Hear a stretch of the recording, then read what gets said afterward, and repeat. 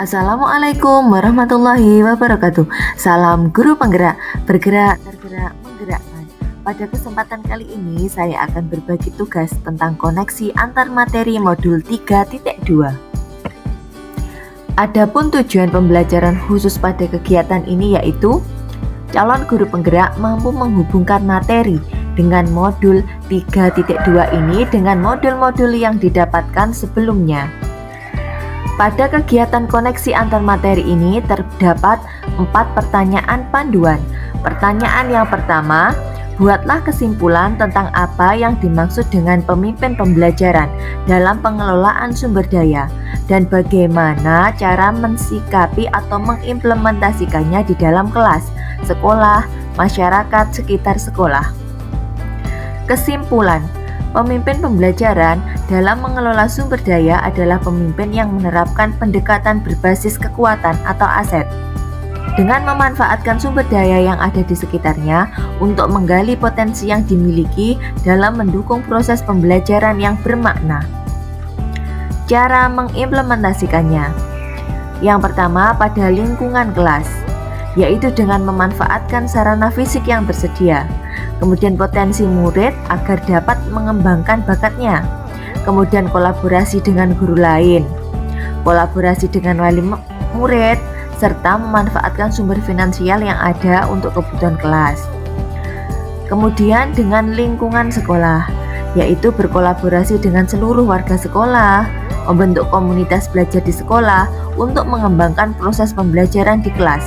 Kemudian memanfaatkan sarana dan prasarana secara maksimal sebagai sumber belajar dan menciptakan lingkungan belajar yang komunikatif dan efektif.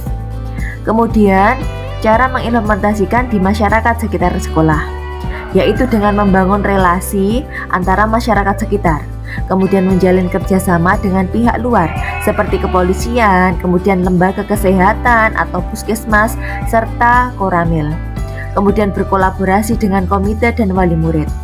Kemudian ikut mengembangkan budaya positif yang ada di sekolah. Adapun panduan pertanyaan yang kedua yaitu jelaskan dan berikan contoh bagaimana hubungan pengelolaan sumber daya yang tepat akan membantu proses pembelajaran murid menjadi lebih berkualitas. Kesimpulan, terdapat 7 aset utama yang dimiliki oleh sekolah untuk mengembangkan sumber daya yang ada, yaitu modal manusia, modal fisik, modal lingkungan, modal finansial, modal politik, modal agama, serta modal budaya dan modal sosial. Sebagai pendekatan berpikir dalam pengelolaan aset terdiri atas 2 jenis, yaitu yang pertama, pendekatan berbasis kekurangan masalah, yang akan melihat dengan cara pandang negatif, memusatkan perhatian kita pada apa yang mengganggu, apa yang kurang, dan apa yang tidak bekerja. Kemudian yang kedua, pendekatan berbasis aset, yaitu memusatkan pikiran pada kekuatan positif, pada apa yang bekerja, yang menjadi inspirasi, yang menjadi kekuatan atau potensi positif. Berikut contoh pengelolaan sumber daya yang tepat. Yang pertama yaitu modal manusia. Guru yang kreatif, inovatif, dan melaksanakan pembelajaran yang berpusat pada murid. Kemudian modal finansial, di mana mengelola keuangan sekolah dengan efektif dan efisien untuk pelaksanaan program pembelajaran yang lebih berkualitas.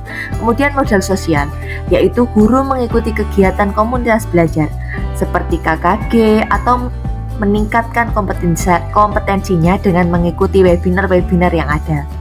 Selanjutnya yaitu model lingkungan alam. Pada model lingkungan alam, yaitu kita dapat memanfaatkan lingkungan sekitar sebagai sarana belajar yang menyenangkan. Selanjutnya modal fisik, yaitu sarana dan prasarana yang lengkap, sangat menunjang pembelajaran menjadi lebih efektif. Kemudian modal agama atau budaya, yaitu pembiasaan budaya positif sebagai upaya pembentukan karakter yang lebih baik terhadap murid. Yang terakhir ada modal politik, yaitu bekerja sama dengan institusi terkait atau pemerintah desa untuk mendukung program-program sekolah. Pertanyaan panduan yang ketiga yaitu berikan beberapa contoh bagaimana materi ini juga berhubungan dengan modul lainnya yang dapat atau yang didapatkan sebelumnya selama mengikuti pendidikan guru penggerak. Pada modul 1.1 yaitu refleksi filosofi pendidikan menurut Ki Hajar Dewantara.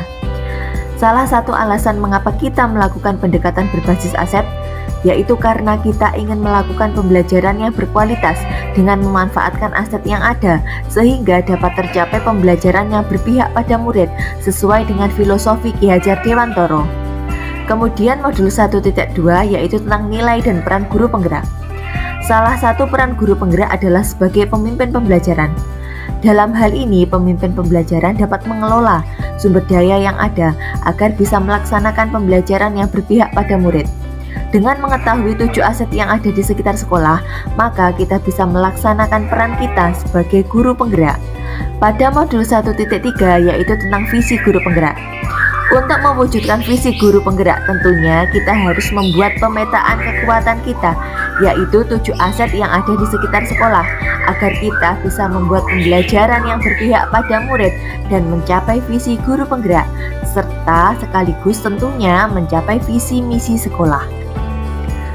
Kemudian pada modul 1.4 tentang budaya positif, salah satu aset manusia adalah murid. Tentunya kita harus mengajarkan kepada semua murid tentang budaya positif agar bisa diamalkan dan menjadi kebiasaan yang baik, serta tentunya akan sangat membantu tercapainya pembelajaran yang berkualitas dan berpihak pada murid. Pada modul 2.1 yaitu memenuhi kebutuhan murid melalui pembelajaran berdiferensiasi. Dengan mengidentifikasi aset yaitu murid, tentunya kita akan mengetahui karakteristik dari murid supaya pembelajaran berkualitas pada murid atau berpihak pada murid, kita harus mengadakan pembelajaran berdiferensiasi. Artinya pembelajaran itu dilakukan berdasarkan tingkat pemahaman murid. Dan ini artinya kita sebagai guru sudah melaksanakan pembelajaran yang berpihak pada murid. Pada modul 2.2 yaitu tentang pembelajaran sosial emosional. Pembelajaran sosial emosional diperlukan agar semua warga sekolah memiliki kemampuan untuk pengelolaan diri yang baik. Dengan demikian, upaya untuk mengantarkan murid, guru, warga sekolah mencapai keselamatan dan kebahagiaan dapat tercapai dengan maksimal. Pada modul 2.3 yaitu praktek coaching. Dengan praktek coaching model Tirta atau alur Tirta, maka kita sebagai guru bukan memberikan solusi, tapi justru mengajak murid supaya menggali potensi yang dimilikinya untuk bisa merancang sendiri solusi yang akan diambil. Jadi peran kita sebagai guru atau sebagai coach harus selalu dilatih agar murid kita bisa menjadi coach yang baik supaya bisa menggali potensinya atau mengatasi masalahnya sendiri. Modul 3.1 yaitu tentang pengambilan keputusan sebagai pemimpin pembelajaran. Kemampuan seseorang pemimpin pembelajaran dalam mengambil keputusan akan mencapai tujuan. Sebab dalam perjalanannya akan berhadapan dengan situasi dilema etika maupun burjukan moral. Dengan pengetahuan pengambilan keputusan yang baik, maka seorang pemimpin pembelajaran akan mampu menyelesaikan masalah dengan menerapkan 4 paradigma, 3 prinsip, dan 9 langkah pengambilan keputusan. Dengan demikian, pemimpin dapat melakukan pemetaan aset dengan tepat dan dapat diberdayakan secara optimal. Modul 3.2 yaitu pemimpin dalam pengelolaan sumber daya. Tentunya kemampuan seorang pemimpin pembelajaran dalam mengelola 7 aset atau modal utama di daerah atau di sekolah yaitu merupakan kekuatan untuk pencapaian tujuan pendidikan, yakni mencapai keselamatan dan kebahagiaan yang setinggi-tingginya. Pertanyaan panduan yang keempat atau yang terakhir yaitu ceritakan pula bagaimana hubungan antara sebelum dan sesudah mengikuti modul 3.2 ini, serta pemikiran apa yang sudah berubah di diri kami atau saya selaku guru penggerak setelah mengikuti proses pembelajaran dalam modul 3.2 ini. Sebelum mempelajari modul 3.2, saya berpikir aset adalah segala sesuatu yang berupa benda fisik saja yang ada di lingkungan sekolah, serta lebih berpikir pada kekurangan atau masalah yang ada di sekolah. Kemudian, setelah mempelajari modul 3.2 ini, saya baru memahami atau menyadari bahwa ada 7 aset utama yang dapat dikembangkan untuk membangun sekolah. yakni mulai dari modal manusia, modal fisik, modal finansial, modal sosial, modal lingkungan, modal politik, modal agama, dan kebudayaan.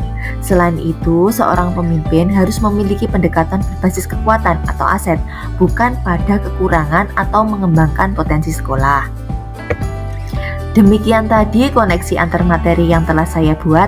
Saya Luluk Lailatul Fitriah mengucapkan terima kasih dan salam guru penggerak.